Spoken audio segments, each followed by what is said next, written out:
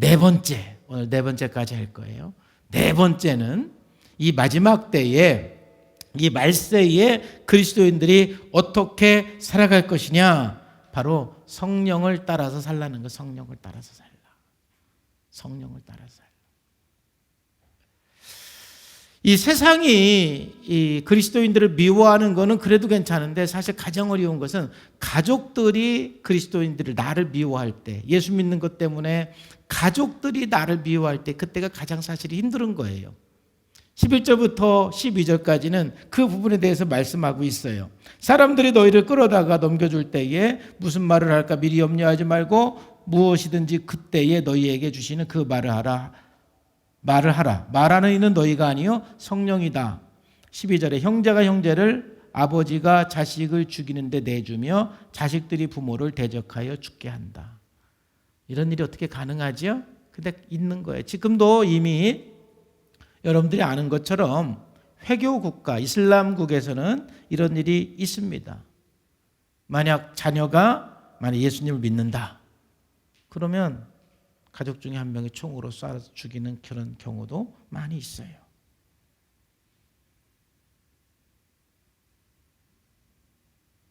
지금 이것은 그냥 성경의 문자로만 있는 것이 아니라 우리나라 안에서는 이루어지지 않고 있지만은 세계적으로 굉장히 많이 이루어지고 있고, 그리고 우리나라 안에서도 참 왜 그런지 모르겠지만은 저 고등학교 때 예수 믿을 쯤에는 교회 다닌다고 맞았던 학생들이 굉장히 많아요.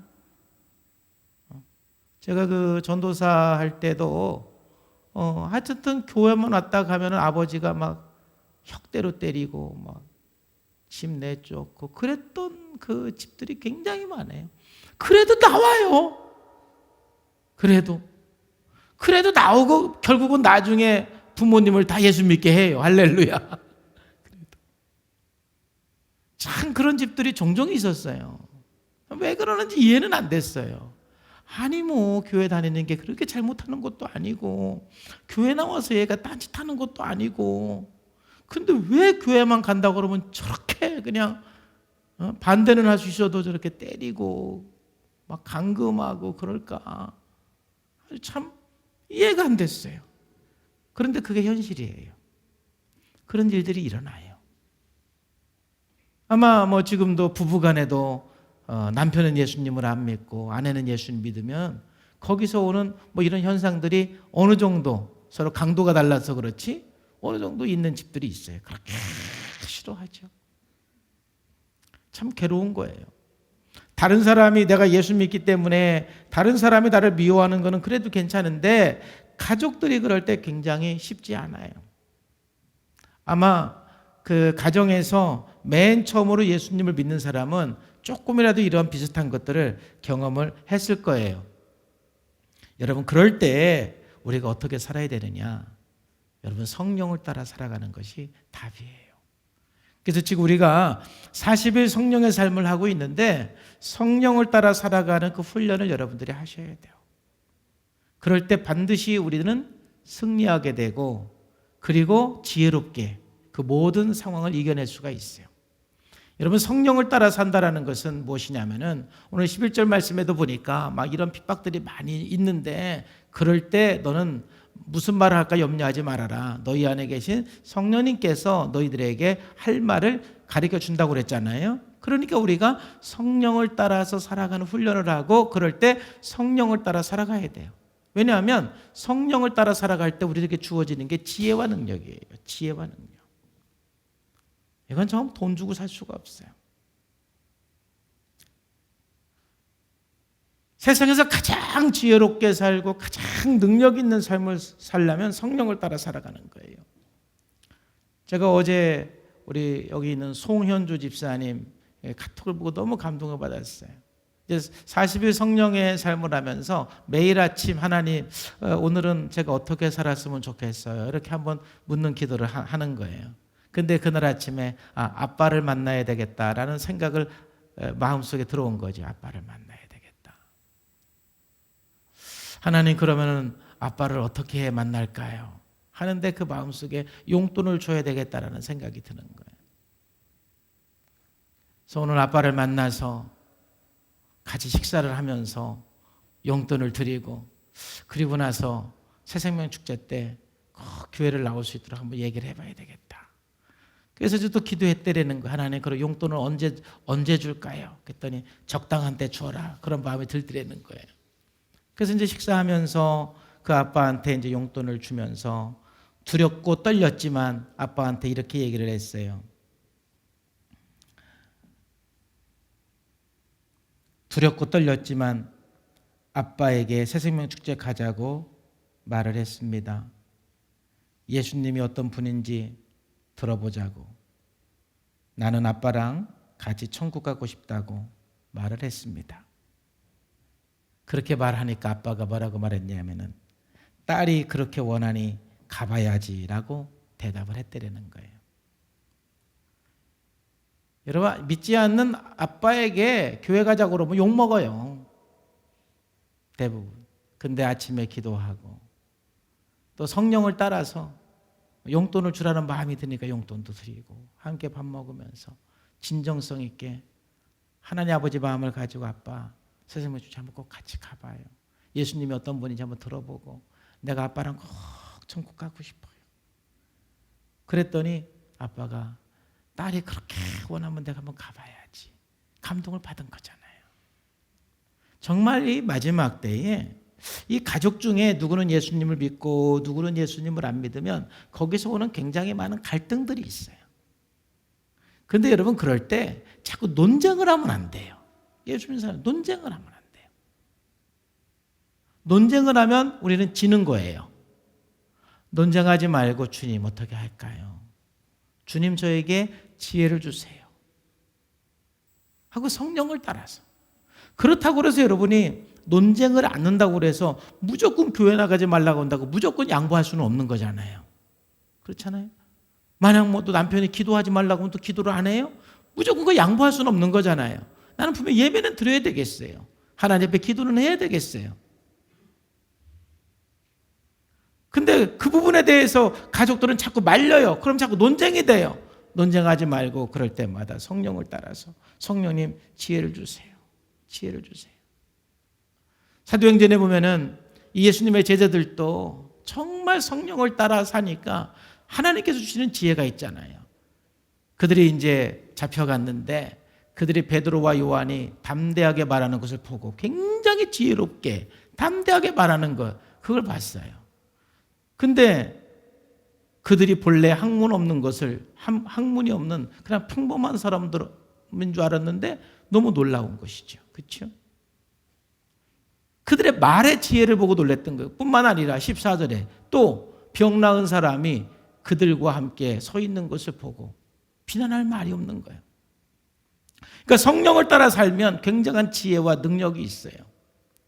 여러분, 예수 안 믿는 가족이 있으면 정말 여러분이 간절히 그 가족을 위해서 또 기도해 줄 때 성령님께서 병도 낫게 해주시고 문제도 해결해 주시는 분이 하나님이잖아요. 간절히 기도할 필요가 있어요. 성령은 우리들에게 말할 수 없는 지혜와 능력을 주시는 거예요. 그래서 야고보서 1장 5절 말씀에서도 보면은 너희 중에 누구든지 지혜가 부족하거든 모든 사람에게 후히 주시고 꾸짖지 아니하는 하나님께 구하라 그러면 주신다고 그랬잖아요. 지혜를 구하세요. 능력을 구하시고 지혜를 구하세요. 바로 그것은 바로 성령을 따라 살아가는 삶이에요. 두 번째, 성령을 따라 살아갈 때 우리들에게 주어지는 은혜는 뭐냐면은 하나님의 보호를 경험해요. 여러분, 참 이게 너무 놀라운 거예요. 여러분, 우리는 이 위험한 시대 속에서 늘 성령을 따라 살아갈 때 기가 막히게 하나님께서 나를 지켜주시고 보호하시는 것을 우리는 경험할 수밖에 없어요. 내 마음대로 막 살아갈 때 우리는 너무너무 많은 위험에 노출되는 거예요. 그런데 늘 성령을 따라 살아갈 때 성령님께서 미리 감동을 주세요. 미리 마음을 주시고 알려주시고 그래서 우리를 도와주시는 거예요.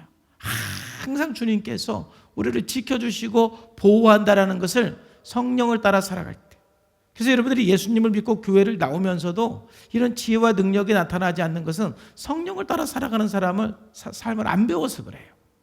그리고 또 하나님의 보호를 내가 받는다라는 느낌을 잘 못 받는 것은 아직 성령을 따라 살아가는 것을 못 배워서 그래요.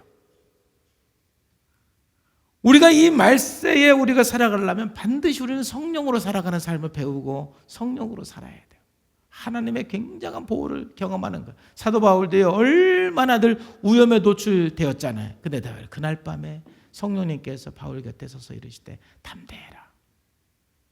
그리고 예루살렘에서 나의 증인이 된 것처럼 너 로마에 가서도 반드시 내 증인이 될 것이다. 즉 로마로 갈 건가 말 건가 고민할 때 로마로 가라. 내가 너를 지켜준다. 내가 너를 보호한다. 이런 메시지가 담겨 있는 거예요. 그래서 로마로 가면서 굉장히 어려운 일들을 많이 만나지만 하나님께서 다 지켜주는 것을 경험하게 되는 것이죠. 그래서 사도 바울이 마지막 때에 이런 고백을 하는 거예요. 그의 인생 고백이에요. 주께서 내 곁에 서서 나에게 늘 힘을 주셨다는 거죠. 에너지를 주셨어요. 그리고 18절에 보면은 주님께서 나를 모든 악한 일에서 건져내 주셨다는 거예요. 이러한 일을 누가 경험하느냐? 성령을 따라 살아갈 때 경험하게 되는 거예요.